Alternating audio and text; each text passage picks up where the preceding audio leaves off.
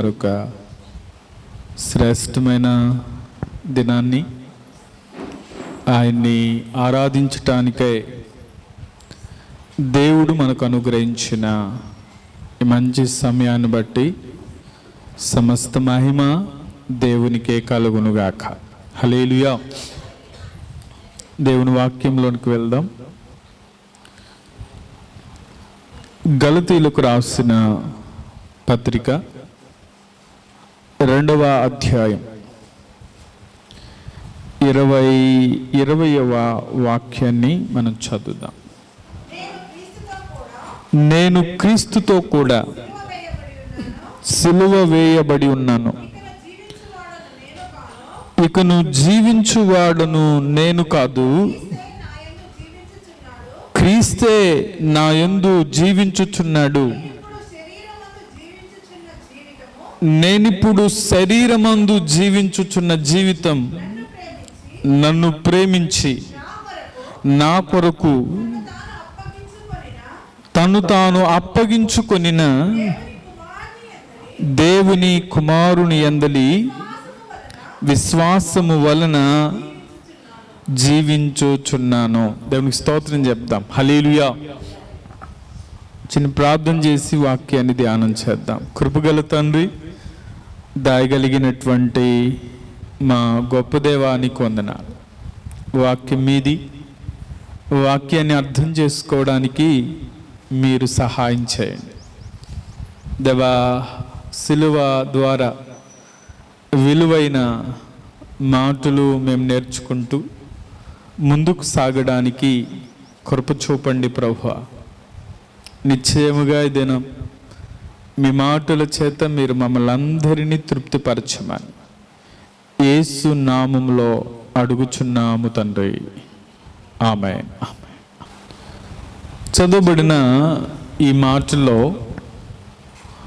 అపోస్తలుడైనటువంటి పౌలు గారు గలతీ సంఘంతో ఆయన మాట్లాడుతూ ఉన్నారు.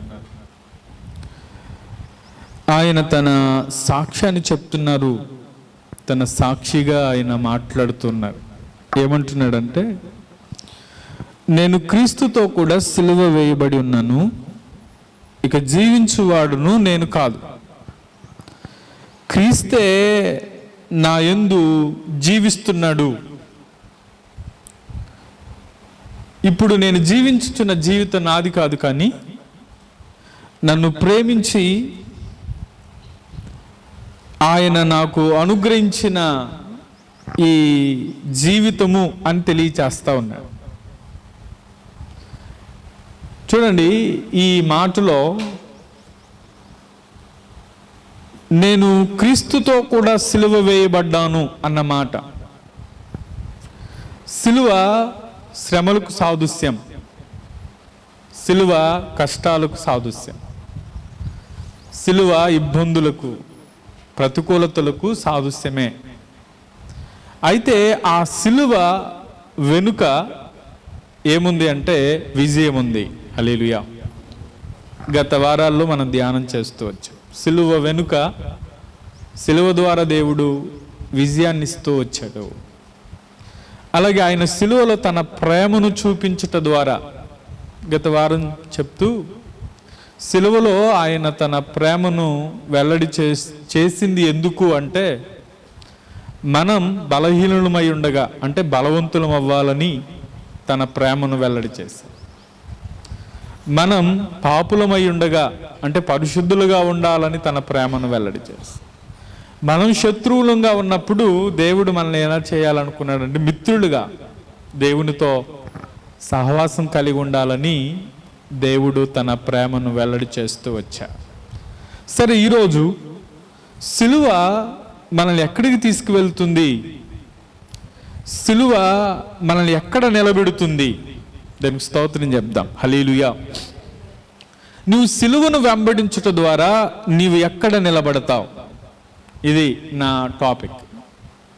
నీవు సిలువను వెంబడిస్తే దేవుడు నిన్ను ఎక్కడ నిలబెడతాడు అంటే, సిలువ అంటే శ్రమలే, కష్టాలే, ఇరుకులే, ఇబ్బందులే, అయినా నువ్వు సిలువను వెంబడిస్తూ ఉంటే ఒకరోజు దేవుడు నిన్ను సింహాసనము దగ్గర నిలబెట్టునుగాక.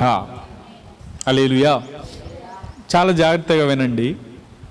పౌలు జీవితంలో ఒకప్పుడు క్రైస్తవులు లేకపోతే క్రీస్తును వెంబడించేవారు అని అంటే వారిని ఏం చేస్తా వచ్చాడు అంటే హింసిస్తూ వచ్చాడు, చంపుతూ వచ్చాడు. అసలు క్రీస్తు పేరెత్తితేనే అతనికి ఎంత కోపం అంటే ఒకవేళ ఎదుటివాని నోట్లో నుంచి క్రీస్తు అనే మాట రాకూడదు అని అనుకున్నటువంటి సౌలు. అయితే సౌలును దేవుడు దర్శించిన తర్వాత, దమస్కులో తన దర్శనాన్ని చూసిన తర్వాత అసలు నన్ను అడుగుతాడు, అసలు హింసిస్తున్నది ఎవరు అంటే నీవు హింసించుచున్న యేసును అని పరిచయం చేసుకో. ఈ మాటల్లో పౌలు తన జీవితం మారిన తర్వాత ఒకప్పుడైతే పాపులలో ప్రధానుడును, హింసకుడును, దూషకుడు అని తన్ను తాను పరిచయం చేసుకున్న పౌలు ఈ గలతీ పత్రికలో ఆయన మాట్లాడుతూ ఆయన అన్నమాట, నేను క్రీస్తుతో కూడా ఏం చేయబడ్డానంటే సిలువ వేయబడ్డాను. ఇక జీవించువాడును నేను కాదు, క్రీస్తే నా యందు ఏం చేస్తున్నాడంటే జీవిస్తున్నాడు. క్రీస్తే నా యందు జీవిస్తున్నాడు. ఇక నా జీవితం క్రీస్తు కొరకే. ఈ సిలువ, నేను సిలువ వేయబడ్డాను అంటే సిలువ శ్రమలకు సాదృశ్యమే, సిలువ కష్టాలకు సాదృశ్యమే. అయితే ఎంత శ్రమ పడ్డాడు అంటే యేసుక్రీస్తు వారు సిలువలో పడిన ఆ కష్టాలు పౌలు జీవితంలో కూడా ఎన్నో శ్రమలు అనుభవిస్తూ వచ్చాడు. 5 సార్లు 1 తక్కువ 40 దెబ్బలు తిన్నాను అంట. యేసుక్రీస్తు వారు ఎన్నిసార్లు తిన్నారు? ఒకసారే. పౌలు ఎన్నిసార్లు తిన్నాడు? 5 సార్లు తిన్నాను అని అంట. 3 బెత్తములతో కొట్టబడ్డాను అని అంట. ఎన్నో ఉపద్రవాలు వచ్చాయి, ఎన్నో సమస్యల్లో ఒకవేళ ప్రయాణాల వల్ల నేను ఇబ్బంది పడ్డాను, దొంగల వల్ల ఇబ్బంది పడ్డాను. ఎన్ని పరిస్థితులు అంటే ఎన్నో పరిస్థితుల్లో తన ప్రయాణాన్ని పౌలు గారు కొనసాగిస్తూ వచ్చారు. అయితే ఈరోజు అంటాను, సిలువ సింహాసనము దగ్గరికి నడిపిస్తుంది అని అంటే మొట్టమొదటిగా సిలువ దగ్గరకు వచ్చిన మనం పౌలు ఏం చేశాడో, పౌలు ఏం చెప్పాడో అలా మనం చేయగలిగితే, పౌలు ఎలా అయితే నడుచుకుంటూ వెళ్తున్నాడో మనం కూడా అలా నడుచుకుంటూ వెళ్దాముగాక. పౌలు చేసిన ఒక పని చూడండి, గలతీ పత్రికలోనే ఇంకొక వచనాన్ని మనం చదివితే 6వ అధ్యాయం 14వ వాక్యంలో ఒక మాట అంటాడు. అయితే మన ప్రభు అయిన యేసుక్రీస్తు సిలువ యందు తప్ప మరి దేని యందును అతిశయించుట నాకు దూరమగునుగాక, దాని వలన నాకు లోకమునకు నేను సిలువ వేయబడి ఉన్నాము. చాలండి. ఈ మాటలో ఏమంటాడంటే లోకానికి నేను, లోకానికి నాకు, లోకానికి నేను ఏం చేయబడ్డామంటే సిలువ వేయబడ్డాం. ఈ మాట పౌలు గారు చెప్పడానికి గల కారణం నేనైతే ఏమనుకుంటానంటే లోకానికి వేరైన, లోకము నుంచి వేరు చేయబడుటకు సిలువ ఒక సూచనగా కనబడుతుంది. లోకంలో ఉన్నాం, అయితే లోకానికి వేరైన జీవితం మనలో కనబడునుగాక. హల్లెలూయా. ఇప్పుడు లోకంలో ఉన్నాం, లోకానికి వేరైన జీవితం మనలో కనబడాలి అంటే తప్పకుండా క్రీస్తు యొక్క వాక్యం మనలో కనబడకపోతే లోకానికి వేరైన జీవితం మనలోనికి రాదు. ఆమె నిజమేనంటారా?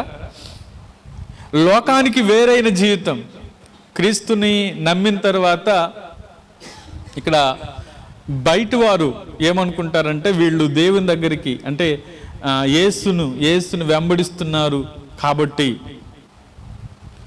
వాళ్ళు పరిశుద్ధంగా ఉండాలని వారు కోరుకుంటారు. నువ్వు కోరుకుంటున్నావో కోరుకోవట్లేదు నాకు తెలియట్లా. నేనన్న మాట అర్థమైందా? వీళ్ళు మందిరానికి వెళ్తున్నారు కాబట్టి వాళ్ళు భక్తి చేస్తున్నారు అని వాళ్ళు అనుకుంటున్నారు. వాళ్ళు లోకంలో ఉన్నారు కాబట్టి నేను చేసిన ఒకటే చేయబోయిన ఒకటే అనుకుంటున్నారు. వాళ్ళు ఆశిస్తున్నది ఏంటంటే వీళ్ళు మందిరానికి వెళ్ళారు అంటే పరిశుద్ధులే, మందిరంలో అడుగు పెట్టారంటే పరిశుద్ధులే. వాళ్ళు అనుకోవటంలో తప్పులేదు, కానీ నీవు ఏమనుకుంటున్నావు? నువ్వు మందిరంలో అడుగు పెట్టిన తర్వాత నువ్వేమనుకుంటున్నావు? లోకానికి వేరైన జీవితం మనలో స్పష్టంగా కనబడునుగాక. ఆమె నిజమేనంటారా? కనపడాలా వద్దా?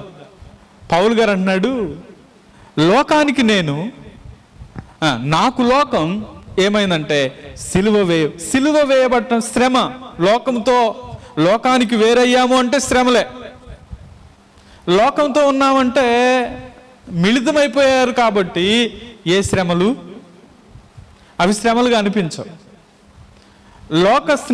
లోక స్నేహం లేకపోతే లోకముతో కలిసి నడుస్తున్నప్పుడు ఏ ప్రశ్న రాదు.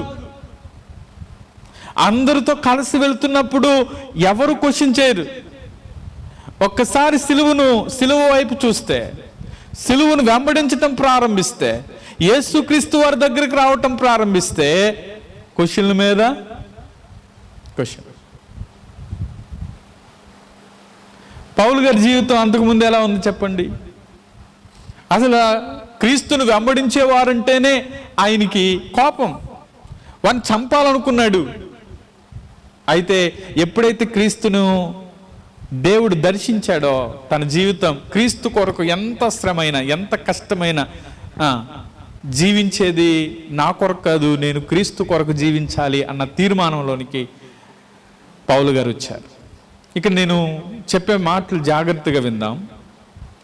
లోకానికి, అందుకనే లోకము నుంచి వేరు చేయబడడానికి చూచిన నీ అడుగులు, సిలువను చూస్తే నీ అడుగులు ఎలా స్టార్ట్ చేయాలంటే లోకానికి వేరైన జీవితం నీ అడుగుల్లో కనబడునుగాక. నిశ్చయంగా ఈ మాటల్లో ఆదికాండంలో నేను అనుకున్నాను, లోకము నుంచి అసలు దేవుడు ఎక్కడ వేరు చేయటం ప్రారంభించాడు, లోకం నుంచి దేవుడు అసలు వేరు చేయటం ఎక్కడ ప్రారంభించాడు అనంటే మొట్టమొదటిసారిగా ఆదికాండంలోనే 1వ అధ్యాయం 4వ వాక్యం చదివితే,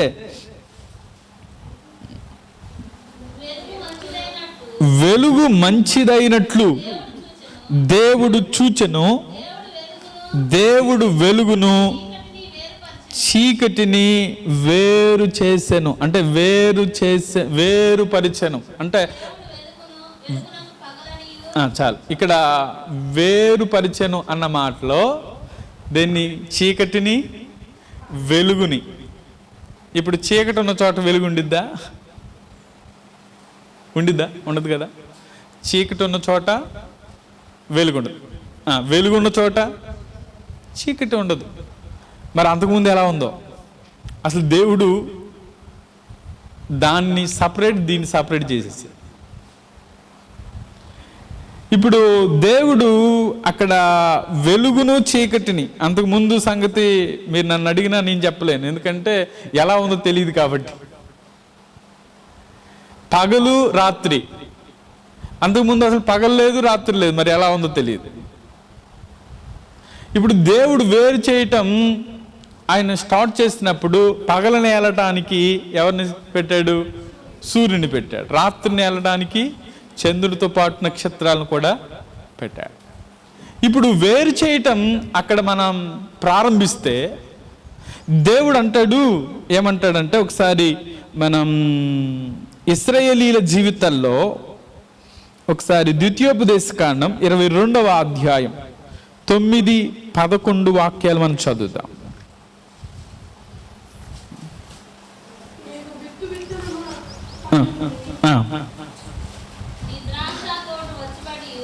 నీ ద్రాక్ష తోట వచ్చుబడి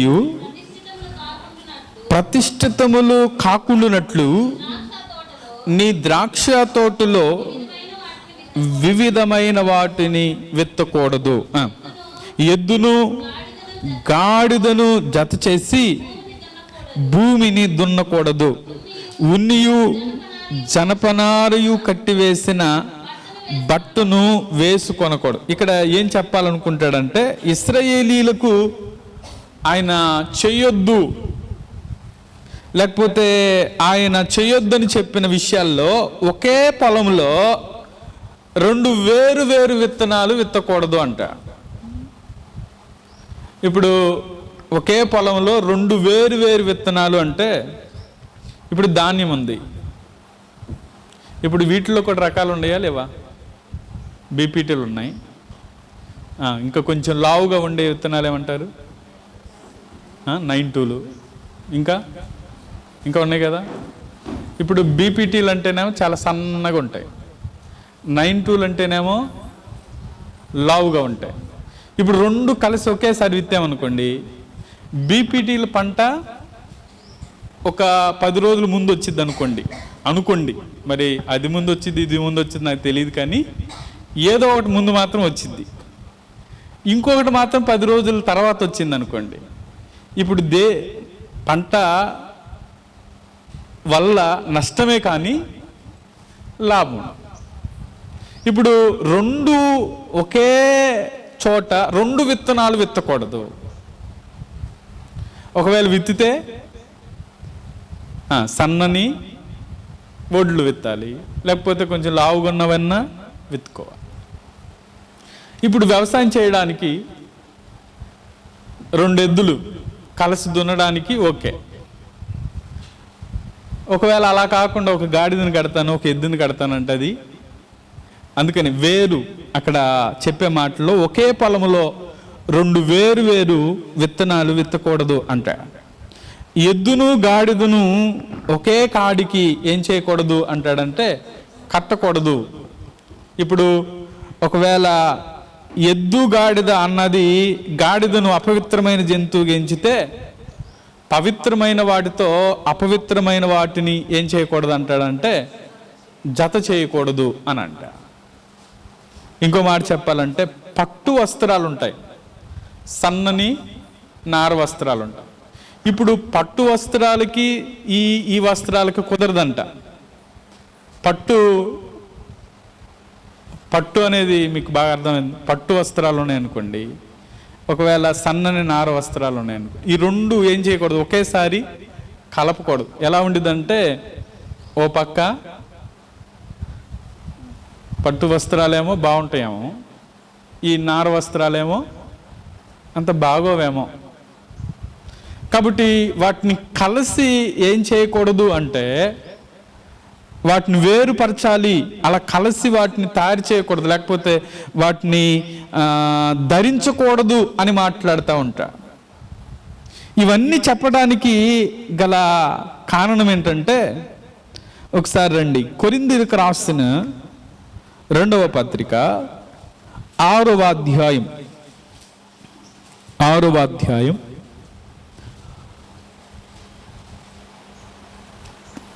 14వ వాక్యం నుంచి చదువుతాం. మీరు అవిశ్వాసముతో జోడుగా ఉండకుడి, నీతికి దుర్నీతితో ఏమి సాంగత్యము,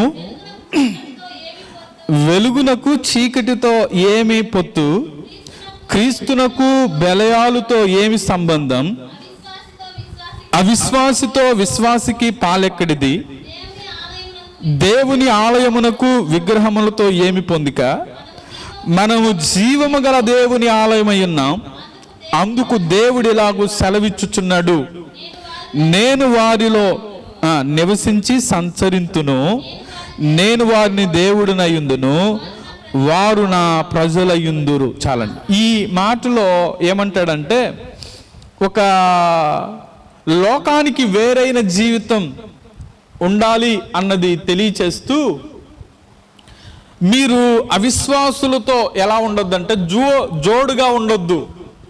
ఇందాక చెప్తూ వచ్చాను కదా, ఒకే చోట ఒకే పొలములో 2 విత్తనాలు ఒకేసారి విత్తకూడదు. ఒకవేళ పంటను సాగు చేయడానికి ఎద్దుని గాడిదను జత కట్టకూడదు. తర్వాత పట్టు వస్త్రాలు నార వస్త్రాలు కలిసి ధరించకూడదు. ఇప్పుడు ఇవన్నీ పోలిక చెప్తూ క్రొత్త నిబంధనలో పౌలు గారు చెప్పే మాటలు ఏంటంటే, విశ్వాసులు ఎలా ఉండకూడదంటే, మీరు అవిశ్వాసులతో జోడుగా ఉండకుడి. నీతికి దుర్నీతికి ఏమి సాంగత్యం, అలాగే వెలుగునకు చీకటితో ఏమి పొందిక. ఇప్పుడు ఈ మాటలు చెప్తూ అక్కడ అంటాడు, మీరు విశ్వాసి ఎలా ఉండాలంటే దూరంగా ఉండటమే మంచిదేమో.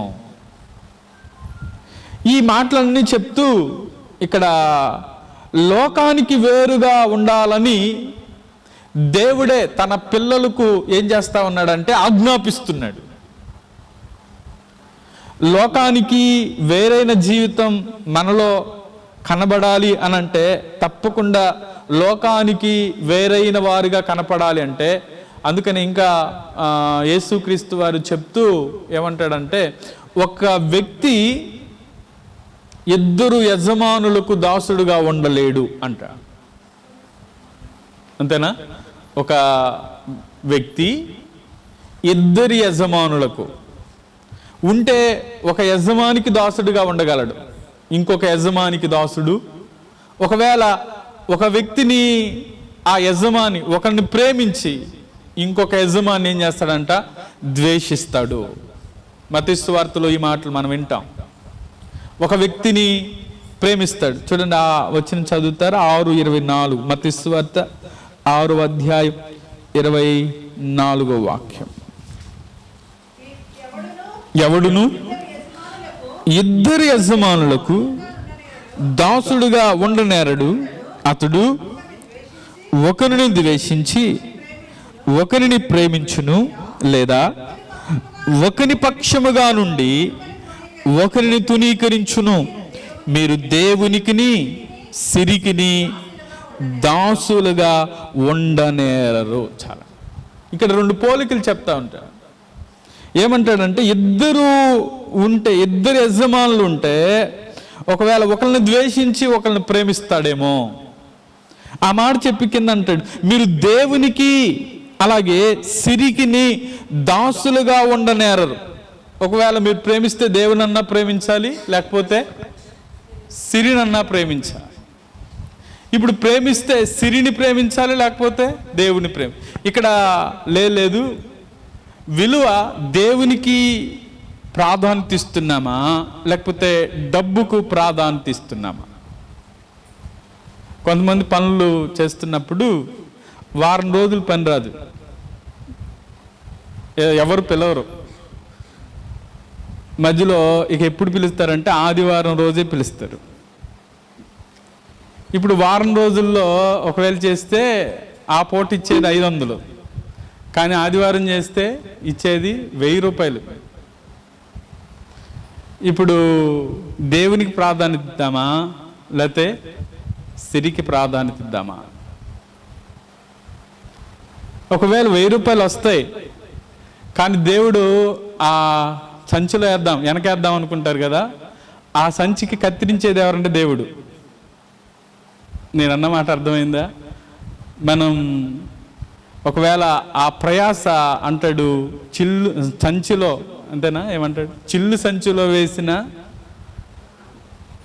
ఇప్పుడు చిల్లు పెట్టేది ఎవరు?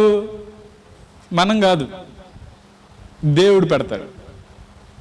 మనం అనుకుంటాం వెనకేద్దాంలే, ఈ వారం కాకపోతే ఇంకో వారం వెళ్ళొచ్చులే అని మనం అనుకుంటాం. కానీ దాన్ని కట్ చేసేది ఎవరు? కింద దేవుడు. ఇప్పుడు మనం వేసిన ఎక్కడికి పోతాయి? అక్కడ ఉండవు, కింద పడిపోతాం. ఇప్పుడు మనం దేవునికి ప్రాధాన్యత ఇస్తున్నామా, లేకపోతే సిరికి ప్రాధాన్యత ఇస్తున్నామా? దేవునికి ప్రాధాన్యత ఇస్తున్నామా? ఒకవేళ 2 యజమానులు అంటే, ఒకవేళ నువ్వు డ్యూటీ చేసే దగ్గర ఒక యజమాని ఉంటాడు, దేవుడు ఒక యజమాని అనుకోండి. నువ్వు ఈ యజమానికి ప్రాధాన్యత ఇస్తున్నావా లేకపోతే ఈ యజమానికి ప్రాధాన్యత ఇస్తున్నావా? ఒకవేళ ఆ మాటల్లో మనం లోకానికి వేరయ్యాము అంటే దేవునికి మనం ఎంత ప్రాధాన్యత ఇస్తున్నాం? చూడండి, మనం ఈ మాటలో లోకము నుండి వేరు కావాలని ఎవరు ఆజ్ఞాపించారంటే దేవుడే ఆజ్ఞాపించారు. మనకు తెలిసిన వాక్య భాగమే. యోహాను రాసిన మొదటి పత్రికలో 2వ అధ్యాయం 15వ వాక్యంలో, ఈ లోకమునైనను లోకములో ఉన్న వాటినైనను ప్రేమింపకుడి. ఎవడైనా లోకమును ప్రేమించిన యెడల తండ్రి ప్రేమ వానిలో ఉండదు. లోకములో ఉన్నదంతా ఏంటంట? శరీరాశ, నేత్రాశ, జీవపుడంబం, తండ్రి వలన పుట్టినవి కాదు, ఇవన్నీ లోక సంబంధమైనవే అని అంట. కాబట్టి ఈ మాటను బట్టి ఒకవేళ మనం లోకానికి వేరుగా ఉండాలి అని ఆజ్ఞాపించబడుతున్నాం, లోకానికి నీవు వేరైన జీవితం వలన ఒకవేళ దేవుడిచ్చే ఫలితం ఏంటి? నువ్వు లోకానికి వేరయ్యావు, అయితే దేవుడిచ్చే ఫలితం ఏంటి? ఇందాక అన్నాను కదా, మనం సిలువను వెంబడిస్తూ మనం అడుగులు వేయటం వల్ల మనకు వచ్చే ప్రతిఫలం ఏంటి అంటే, మనం ఇందాక చదువుకున్న కొరింథీయులకు రాసిన 2వ పత్రికలో 6వ అధ్యాయం దగ్గరకు వద్దాం. ఇక్కడ మాట్లాడుతుంటాడు 18వ వాక్యం నుంచి మనం చదివితే, మనము జీవము గల దేవుని ఆలయమై ఉన్నాము, అందుకు దేవుడు ఇలాగూ సెలవిస్తున్నాడు, నేను వారిలో నివసించి సంచరింతును, నేను వారి దేవుడనయుందును, వారు నా ప్రజలై ఉంటారు. కావున మీరు వారి మధ్యలో నుండి బయలు వెల్లడి ప్రత్యేకముగా ఉండుడి, అపవిత్రమైన దానిని ముట్టుకుడని ప్రభువు చెప్పుచున్నాడు. మరియు నేను మిమ్మును చేర్చుకుందును, మీకు తండ్రినయుందును, మీరు నా కుమారులను కుమార్తెలయుందురని సర్వశక్తి గల ప్రభువు చెప్పుచున్నాడు. దేవునికి స్తోత్రం చెప్దాం. హల్లెలూయా. ఈ మాటలో ఏమంటాడంటే, మీరు లోకంలోనే ఉండండి, అయితే లోకానికి వేరైన జీవితం మీలో ఉండాలి. అందుకనే అక్కడ నేను వారిలో సంచరించి నివసిస్తాను, నేను వారి దేవుడినయుందును, వారు నా ప్రజలై ఉంటారు. ఎక్కడ? లోకంలోనే. అయితే అక్కడ మాట్లాడుతూ అంటాడు, మీరు వారి మధ్య నుండి వెడలి ఎలా ఉండాలంటే బయలు వెడలి ప్రత్యేకంగా ఉండండి. ఆ మాట చెప్తూ అపవిత్రమైన దానిని ముట్టకూడని ప్రభువు చెప్పుతున్నాడు. మనం లోకంలో ఉన్నాం, అయితే లోకానికి వేరైన జీవితం మనలో కనబడాలి. మనం అపవిత్రమైన దానికి దూరంగా ఉండాలి. అందుకనే ఆ పైన చెప్తూ అవిశ్వాసికి విశ్వాసికి పాలెక్కడ, అంతేనా? జోడుగా ఉండదు. అవిశ్వాసులతో మీరు జోడుగా ఉండొద్దు. అలాగే నీతికి దుర్నీతికి ఏం సాంగత్యం? వెలుగునకు చీకటికి ఏమి పొందిక? వెలుగున్న చోట చీకటి ఉండదు, చీకటి ఉన్న చోట వెలుగు ఉండదు. అలాగే నీవు కూడా విశ్వాసితో సహవాసం చేస్తూ ఉండాలి, అవిశ్వాసులతో జోడుగా ఉండొద్దు. ఆ మాటలు చెప్తూ ఇక్కడ అంటాడు, ఒక 3 ప్రత్యేకమైన ఒకవేళ వాగ్దానంతో కూడినటువంటి మాటలు తెలియచేస్తూ ఉంటే ఏమంటాడంటే, నేను మిమ్మును చేర్చుకుంటాను. నువ్వు ప్రత్యేకంగా ఉండటం వల్ల, ఒకవేళ నువ్వు లోకానికి వేరుగా ఉండటం వల్ల నేను ఏం చేస్తానంటే మిమ్మల్ని చేర్చుకుంటాను. అంటే ఈ మాటను బట్టి తాను దేవుడు అంటున్నాడు, వారిని నేను స్వీకరిస్తాను. అందుకనే పాపులుగా ఉండిన వారిని ఆయన మునుపు ఏం చేశాడంటే స్వీకరించాడు. అయితే ఆయన వారిని ఎలా చేయాలనుకున్నాడంటే పరిశుద్ధులుగా తన మధురమైన సహవాసంలోనికి ఆయన వారిని ఏం చేస్తున్నాడంటే స్వీకరిస్తున్నాడు. ఒకప్పుడు పాపివే, లోకంలో ఉన్నవారే, కానీ ఆయన ఆకర్షించింది ఎందుకు అంటే పరిశుద్ధులుగా. అందుకని ఆయన స్వీకరించి నేను వారిని చేర్చుకుంటాను. ఇప్పుడు చేర్చుకునేది ఆయన ఎందుకు అంటే పరిశుద్ధులుగా ఉండడానికి. రెండవది, నేను మీకు తండ్రినై ఉంటాను. ఇది వాగ్దానం. ఆయన వారికి ఒక తండ్రిగా, దేవుడు తన తండ్రి అన్న వాస్తవం ఎవరు ఎరిగి ఉండాలంటే ఒక విశ్వాసి ఎరిగి ఉండాలి. ఆయన సహవాసంలో ఏం చేయాలంటే మనకి ఏది అవసరమో, ఒకవేళ మనం తండ్రి దగ్గరికి వెళితే ఆయనే మన అవసరాలను దేవుడు తీర్చునుగాక. అందుకని మరొక మాట అంటాడు, విశ్వాసులు తన కుమారులు కుమార్తెలనై ఉన్నారని సర్వశక్తి గల ప్రభువు చెప్తున్నాడు. ఇప్పుడు మనం మన పిల్లలు అడిగితే ఏదైనా చేస్తాం. అలాగే తండ్రి అయిన దేవుడు, ఆయనే తండ్రి కాబట్టి ఆయన దగ్గరకు వచ్చిన బిడ్డలను ఆయన విడిచిపెట్టే దేవుడు కాదు. దానికి స్తోత్రం చెప్దాం. హల్లెలూయా. సిలువ ఏం చేస్తా ఉందంటే లోకము నుండి వేరు చేయబడడానికి ఒక సూచన. ఒక ఉదాహరణ మీకు చదివిస్తాను రండి. పేతురు రాసిన 2వ పత్రికలో 2వ అధ్యాయం ఒక 6, 7, 8 వాక్యాలు చదువుదాం. మరియు సొదొమ గుమ్మరాలను పట్టణములను భస్మం చేసి ముందుకు భక్తిహీనులగు వాటిని దృష్టాంతములుగా ఉంచుటకై వాటిని నాశనము విధించి దుర్మార్గుల కామ వికారయుక్తమైన నడవడి చేత బహుబాధపడిన నీతిమంతుడగు లోతును తప్పించెను. ఆ నీతిమంతుడు వారి మధ్య కాపురముండి తాను చూచిన వాటిని బట్టి వినిన వాటిని బట్టి వారి అక్రమమైన క్రియల విషయములో దినదినము నీతిగల తన మనస్సును నొప్పించుకొనుచూ వచ్చెను. చాలండి. ఇక్కడ ఒక వ్యక్తి కనబడుతాడు. ఎవరంటే లోతు ఒక నిజమైన దేవుని బిడ్డ అని చెప్పటంలో ఎటువంటి సందేహం లేదు. ఈ లోక ప్రజలతో అంటే ఒకవేళ సొదొమ దగ్గరికి వెళ్ళాడు, అయితే పాపముతో నిండిన ఉన్న సమాజంలో జీవిస్తూ ఆయన ఎలా ఉన్నాడు అంటే నీతిమంతుడుగా ఉన్నాడు అని అంటాడు. చూడండి 8వ వాక్యం, ఆ నీతిమంతుడు వారి మధ్య కాపురముండి. ఎక్కడున్నాడు? లోకములోనే ఉన్నాడు. అయితే తన నీతిని కాపాడుకుంటూ ఉన్నాడు.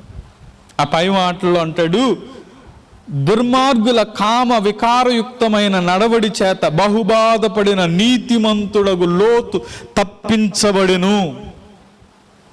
ఎలాంటి సమాజం మధ్యలో ఉన్నాడు అంటే దుర్మార్గులుగా కామ వికారమైన నడవడి చేత నడుస్తున్న వారి మధ్యలో ఉన్నాడు. అయితే లోతు ఎలా ఉన్నాడు? నీతిమంతుడుగానే ఉన్నాడు. అందుకనే ఈ మాట అంటాడు, ఆ నీతిమంతుడు వారి మధ్యలో కాపురముండి. ఒకవేళ లోతు నీతిమంతుడే అయితే అక్కడ సొదొమ అంతా నాశనం అవ్వడానికి కారణం ఏంటంటే వారు ఎలాంటి వారో అక్కడ తెలియచేస్తూ ఉంటారు. అందుకనే లోతు మాత్రమే అక్కడి నుంచి బయటకు వచ్చాడు. తన కుటుంబంతో పాటు బయటకు రావడానికి చూశాడు. అయితే లోతు భార్య మధ్యలోనే విడిచిపెట్టబడింది. లోతు బయటకు వచ్చాడు, తప్పించబడ్డాడు. ఇక నేనేమంటానంటే లోకములో ఉన్నాడు, లోకానికి వేరైన జీవితం దేవుడు ఉంచాడు కాబట్టే లోతును తప్పించగలిగాడు. మనం కూడా లోకంలోనే ఉన్నాం. లోకానికి వేరైన జీవితం మనలో కనబడితేనే మనం ఆయన సిద్ధపరిచే ఆ సింహాసనము దగ్గరకు చేరుదుముగాక. కాబట్టి ఎన్ని ప్రతికూలతలు వస్తున్నా, ఎన్ని ఆటంకాలు వస్తున్నా మనలో ఏం కనబడాలంటే సిలువ దగ్గరకు వచ్చిన మనం లోకానికి వేరైన జీవితం మనలో నిశ్చయముగా లోకానికి వేరుగా జీవించుదుముగాక. పౌలు గారు అందుకే అంటాడు, నాకు లోకం, నేను లోకానికి ఏం చేయబడ్డాను? సిలువ వేయబడ్డాను. ఒకవేళ క్రీస్తుని వెంబడించే వారి జీవితాల్లో శ్రమలు అనేవి ఓ మాట చెప్పాలంటే సహజం. ఇది సహజం. అయితే ఆ శ్రమల్లో మనం నిలిచి ఉండే కృప దేవుడు మనకు అనుగ్రహించునుగాక. అందుకనే ఓ చోట అంటాడు, ఏమంటాడంటే మనకు ఎంత శ్రమ మనం ఎంత భరించగలమో అంతే పెడతాడు, కానీ దానికి మించి మనకు ఏం రాదు, శ్రమ రాదు. దానికి మించి మనం ఏం పడమంటే శ్రమ పడము అని అంటాడు. ఒకసారి ఆ మాట చదువుదామా? కొరింథీయులకు రాసిన మొదటి పత్రికలో 10వ అధ్యాయం 13వ వాక్యం.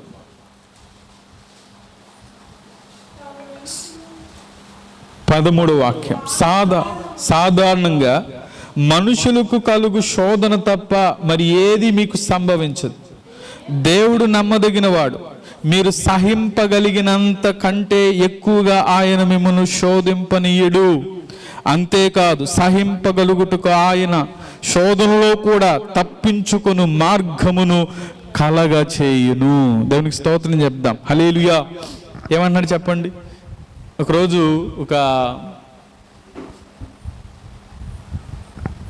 ఓ చోట అందరూ ఉంటే చాలా సిలువలు కనబడుతూ ఉన్నాయంట. ఒక ఆమె వెళ్ళి అక్కడ నిలబడితే దేవుడు అన్నాడంట, ఈ సిలువ నువ్వు ఎత్తుకుని నడువు అని అన్నాడంట.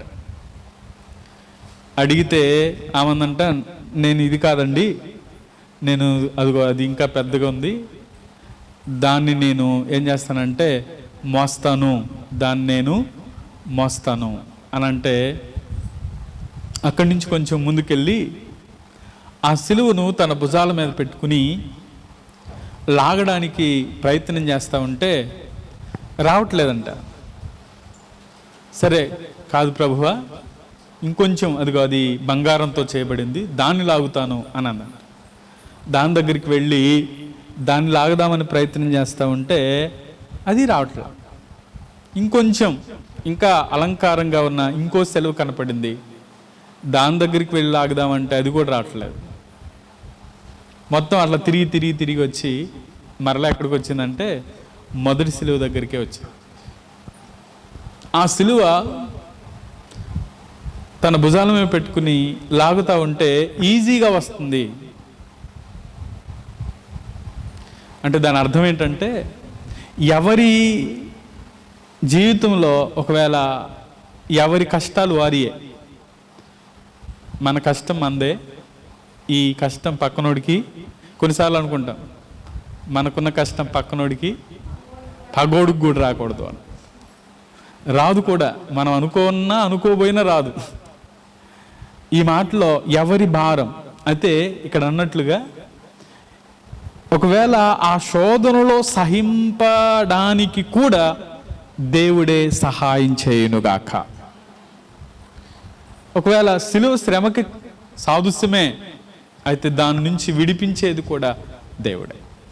కాబట్టి సమస్యల్లో మనం ఎలా ఉండాలి అంటున్నాడంటే, ఎన్ని కష్టాలు వచ్చినా, పౌలు గారికి ఎన్ని కష్టాలు వచ్చాయో, ఎన్ని ఇబ్బందులు వచ్చాయో, ఎన్ని ప్రతికూలతలు వచ్చాయో ఆయన పత్రికలో రాస్తాడు. కొరింథీయులకు రాసిన 2వ పత్రికలో అన్నట్టుకుంటా 5వ అధ్యాయంలో ఒక లిస్టే చెప్తాడు. ఏమంటాడంటే ఆ లిస్టులో ఎన్ని చెప్తాడంటే 11వ అధ్యాయంలో 25వ వాక్యం నుంచి 23వ వాక్యం నుంచి దాదాపుగా ఆయన ఆ చివరి వరకు చదివితే 28వ వాక్యం వరకు ఏమంటాడంటే ఆయన శ్రమలు రాయబడ్డాయి. ఎన్ని శ్రమలు అనుభవించాడో, ఈ శ్రమలు అనుభవించటానికి ఒకవేళ కారణం ఒకరోజు క్రీస్తుతో ఆయనతో ఉండడానికి మాత్రమే. కాబట్టి ఈరోజు నేనేమంటానంటే సిలువ ద్వారా మనకు మన అడుగులు సింహాసనం దగ్గరికి చేరుకోవాలి. అలా చేరుకోవాలి అంటే మొట్టమొదటిసారిగా మనం లోకానికి వేరవ్వాలి. ఇది మొదటిది. రెండవది, సిలువను చూస్తూ ఆ సింహాసనానికి చేరుకోవాలి అంటే రెండవ మాట చెప్తున్నాను. ఆ రెండవ మాట ఏంటంటే మన మార్గం మారాలి. ఇక్కడ ఒక మాట చెప్తాను. మనం మారాల్సింది మతం కాదు, మనం మారాల్సింది మార్గం. మతం మారితే పరలోకానికి వెళ్ళం, మార్గము మార్చుకుంటే పరలోకానికి వెళ్తాం. కొంతమంది అంటూ ఉంటారు, మతం మారారా? ఏ మారారు? మతం మారారా అంటారు. సూటిగా చెప్పండి, మేము మార్చుకుంది మతం కాదు, మార్గాన్ని మార్చుకున్నాం. నిజమే, లోకం విశాలమైన మార్గంలో ప్రయాణం చేస్తుంది. అయితే మనం కొంచెం ఇరుకు మార్గమైన ఆ ఇరుకులో ప్రయాణం చేస్తున్నాం. విశాలమైన మార్గంలో వెళ్ళేవారు అన్నీ ఒకవేళ ఏది చేసినా పర్లేదు అని అనుకుంటా ఉంటారు. కానీ ఇరుకులో వెళ్ళేవారు ఎలా ఉంటారంటే, కొన్నిసార్లు ఇరుకు మార్గం ఎలా ఉంటుందంటే కష్టతరంగా ఉంటుంది. కొన్నిసార్లు ఇరుకు మార్గం ఇరుకు మార్గం ఎలా ఉంటుందంటే ఒకవేళ కఠినమైన పరిస్థితుల్లో వెళ్ళవలసి వస్తుంది. అయినా మన ఇరుకు మార్గం మనల్ని ఎక్కడికి నడిపిస్తుందంటే నిత్య జీవానికి నడిపించునుగాక. అందుకని మన గమ్యస్థానం ఒకవేళ ఇరుకు మార్గం అయితే పరలోకం, విశాల మార్గం అయితే ఎక్కడంటే నరకమే, లేకపోతే నాశనానికి నడిపిస్తుంది. ఇరుకు మార్గములో ప్రవేశించడానికి దాని ద్వారం ఎలా ఉంటుందంటే కొంచెం కష్టంగానే ఉంటుంది. కానీ విశాల మార్గములో ప్రవేశించడం చాలా సులభం అంటారు. ఒకవేళ ఇరుకు మార్గములో ప్రవేశించేవారు దేవుని ఆజ్ఞలకు లోబడి కొన్ని పాపానికి దూరంగా ఉంటూ కఠినమైన ఒకవేళ పరిస్థితులు ఎదురవుతున్నా పరిశుద్ధతను కాపాడుకుంటే వారు ఎక్కడుంటారంటే ఆయనతో ఉంటారు. ఒకవేళ ఇరుకు మార్గం ఎలాంటిది అంటాడంటే కష్టతరమైనదే కాదు, ఇంకో మాట చెప్పాలంటే త్యాగపూరితమైనది అని అంటాడు. విశాలమైన మార్గం ఏమంటాడంటే సులభంగా వెళ్ళిపోతూ ఉంటాడు. అందుకని నలుగురు నడిస్తే నలుగురితో, కొంతమంది అనే మాట నలుగురితో నారాయణ అంటూ ఉంటాడు. అంటే నలుగురు వెళ్తున్నారు కాబట్టి నేను కూడా వెళ్తాను, లేకపోతే వాడు గుంట్లో పడ్డాడు కాబట్టి నువ్వు కూడా గుంట్లో పడు అని అంటాను నేను.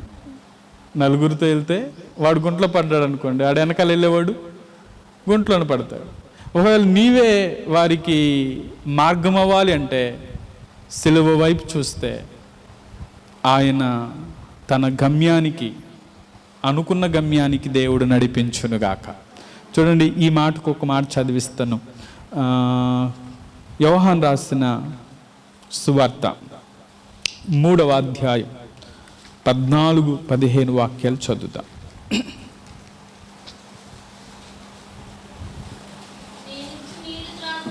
యోహాను సువార్త 3వ అధ్యాయం 14-15. అరణ్యములో మోషే సర్పము ఎలాగు ఎత్తెనో అలాగే విశ్వసించు ప్రతివాడు నశింపక ఆయన ద్వారా నిత్య జీవము పొందునట్లు మనుష్య కుమారుడు ఎత్తబడవలెను. ఎక్కడ ఎత్తబడ్డాడు అంటే సిలువలో ఎత్తబడ్డాడు. ఇప్పుడు ఆనాడు అరణ్యములో మోషే సర్పాన్ని ఎత్తాడు. కొన్ని తాపకరమైన సర్పం కరిచినప్పుడు కొంతమంది చనిపోతూ ఉన్నారంట.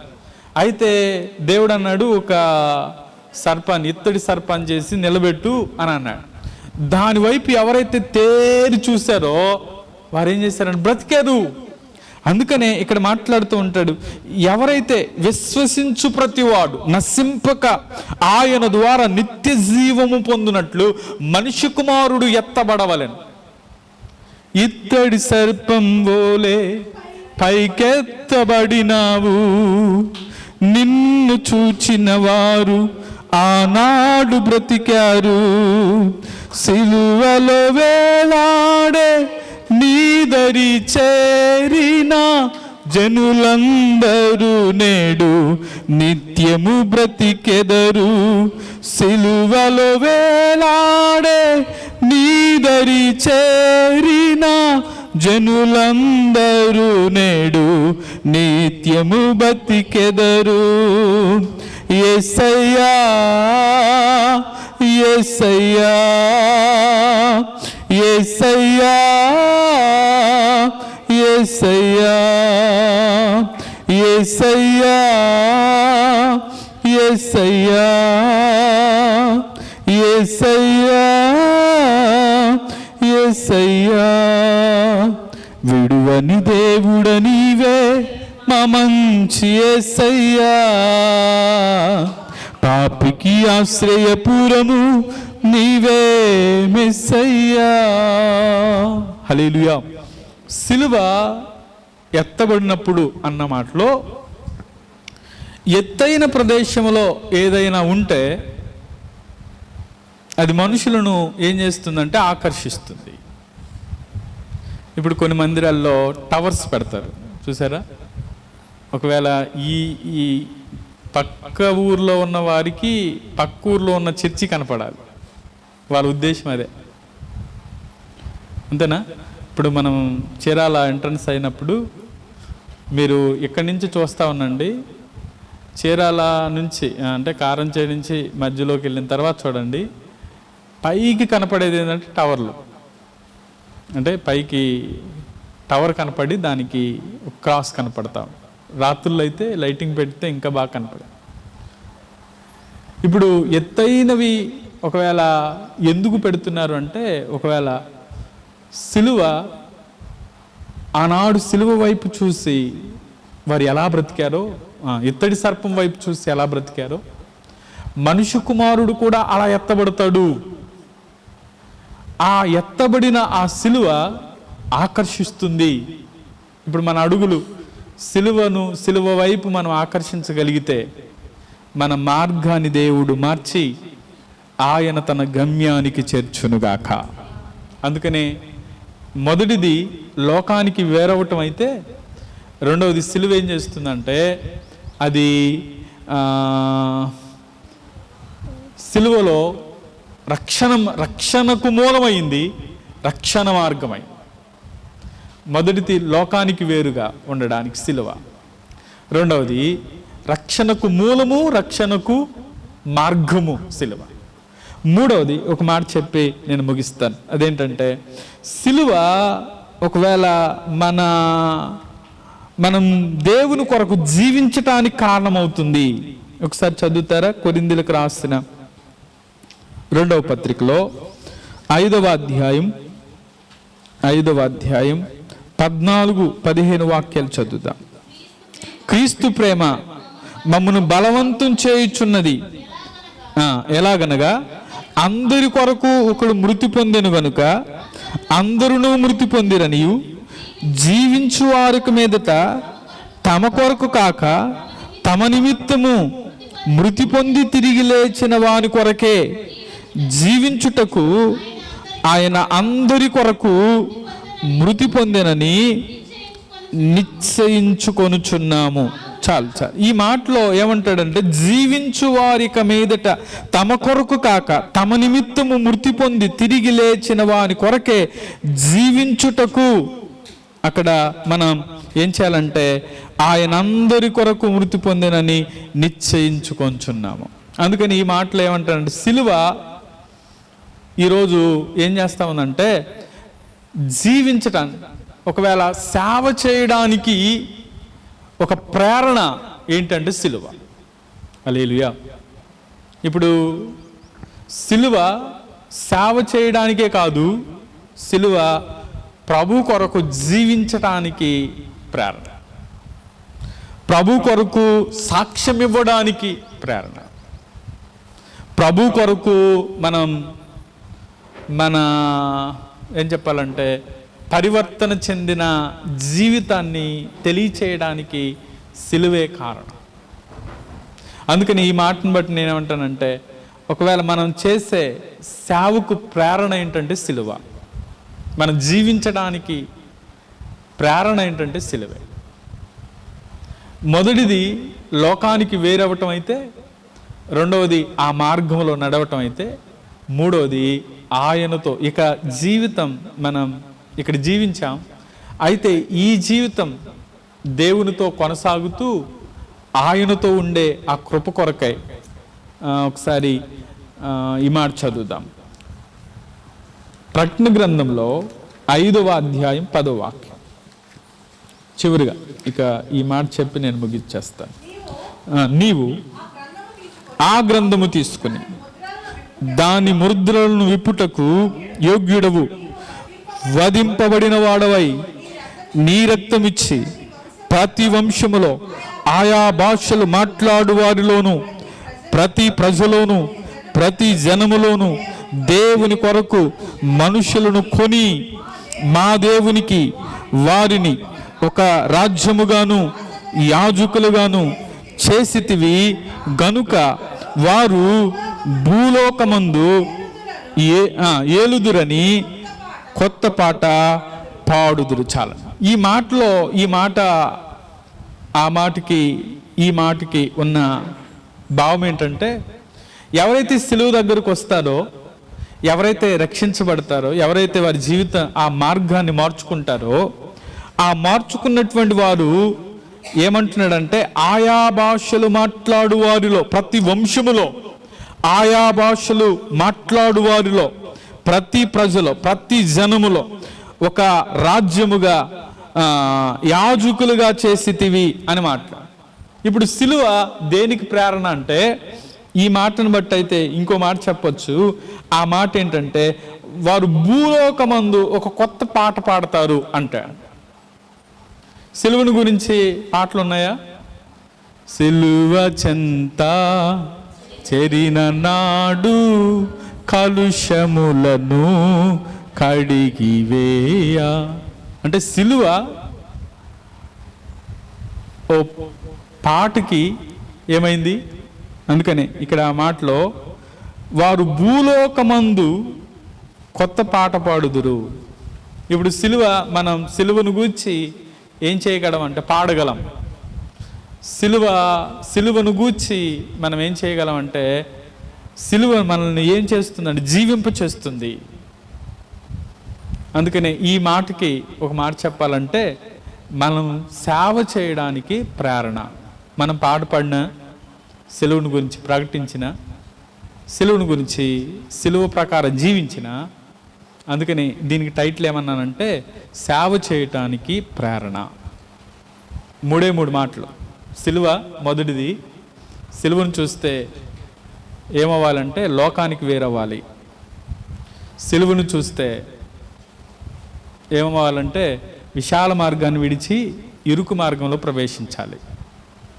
చివరిది సిలువ వైపు చూస్తే లోకంను విడిచి దేవుని కొరకు జీవించటం ప్రారంభించాలి. అప్పుడే సింహాసనం చేరుకుంటాం, ఆయనతో ఉండే కృపను పొందుకుంటాం. అటువంటి కృప దేవుడు మనకు అనుగ్రహించునుగాక. కళ్ళు మూసుకుందాం, ప్రార్థన చేద్దాం. అందరూ తల ఉంచుదాం, కళ్ళు మూసుకుందాం, ప్రార్థన చేద్దాం.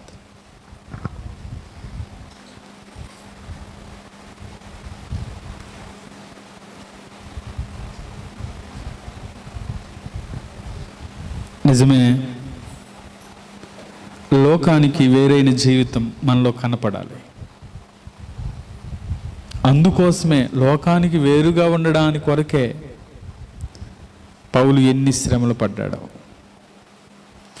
ఈరోజు లోకానికి వేరుగా ఉండడానికే నీ కుటుంబంలో, మన ఎదుటున్నటువంటి సమాజం ఎన్ని అవమానం, నిందించిన, హేళన చేసిన, అవమానించిన నిజమే, క్రీస్తు కొరకు మన అడుగులు వేస్తున్నాం. క్రీస్తు మార్గం వైపు, విశాల మార్గంలో కాదు, ఇరుకు మార్గంలోనే మనం వెళ్తున్నాం. అయితే ఒకరోజు ఆ గమ్యాన్ని చేరుకుంటాం. విశాల మార్గంలో వెళ్ళేవారు నాశనానికి, నరకానికి వెళుతున్నారు అని గుర్తుపెట్టుకో. వారు బాగానే ఉన్నారు కదా? లేదు, ఇక్కడ బాగానే ఉండొచ్చు, అది నరకానికి తీసుకువెళ్తుంది. అలాగే సిలువ గానమే, భూలోకంలో గానానికి ఒక కొత్త పాట పాడడానికి, సిలువ జీవించటానికి ప్రేరణ. జీవించు వారు ఇక మీదట తమ కొరకు కాక తమ కొరకు ప్రాణం పెట్టిన వాని కొరకు జీవించాలి. నిజమే, సిలువలో మన కొరకు ప్రాణం పెట్టిన యేసయ్య కొరకు మనం జీవించగలిగితే, నేను వెళ్ళి స్థలం సిద్ధపరిచి నేను మరలా వస్తాను, నేను మిమ్మల్ని తీసుకువెళ్తాను. నిజమే, లోకానికి వేరైన వారిని తీసుకువెళ్తాడు. అలాగే విశాల మార్గాన్ని విడిచిపెట్టిన వారిని తీసుకువెళ్తాడు. క్రీస్తు కొరకు జీవించిన వారి కొరకే ఆయన సిద్ధపరుస్తూ ఉన్నాడు. ఆయన కొరకు జీవించగలిగితే, ఆయనతో ఉండడానికి, ఆ సింహాసనం చేరుకోవాలంటే, సిలువను చూస్తూ నీ అడుగులు ఆ మార్గంలో నిలబడితే, నడుస్తూ ఉంటే నిశ్చయముగా ఆయన రాజ్యాన్ని చేరుకుంటాం. ప్రార్థన చేద్దాం. కృపగల తండ్రి, దయగల దేవానికి వందనాలు. వాక్యం మీది మాట్లాడుతూ వచ్చారు. ఈ మాటలు మా ఆత్మీయ జీవితానికి ఫలభరితంగా చేయండి. ఈ మాటల చేత మీరే తృప్తిపరచమని, వినగలిగిన చెవిని, అర్థం చేసుకోగలిగిన హృదయాన్ని దేవ అన్వయించుకుంటూ సింహాసనం వైపు మా అడుగులు వేస్తూ ముందుకు సాగడానికి సహాయం చేయమని యేసు నామములో అడుగుచున్నాము తండ్రి. ఆమేన్.